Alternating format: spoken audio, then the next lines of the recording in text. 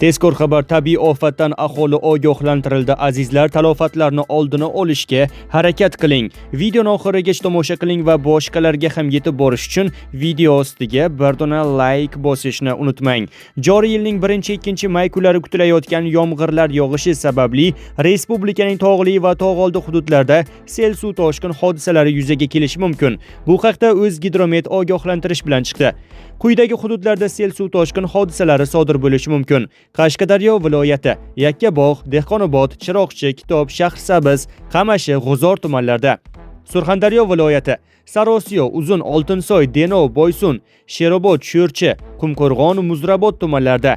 Samarqand viloyati, Urgut, Samarqand, Bulung'ur, Nurobod, Qo'shrabod, Kattaqo'rg'on, Payariq, Jomboy, Ishtixon tumanlarida.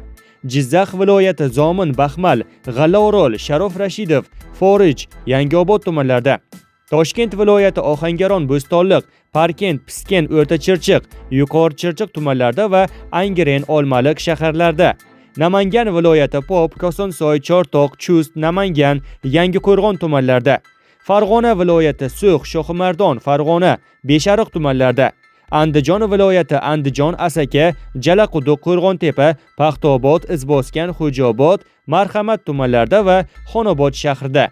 Tog'oldi va tog'li hududlarda istiqomat qiluvchi fuqarolarni, dam oluvchilarni hamda tog'li hududlarda harakatlanuvchi haydovchilarni ehtiyotkorlik choralarini ko'rishlarini so'raymiz, deyilgan xabarda. Respublikaning ayrim hududlarida yomg'ir suvlari to'planishi ehtimoli bor. Bu esa hududlarni suv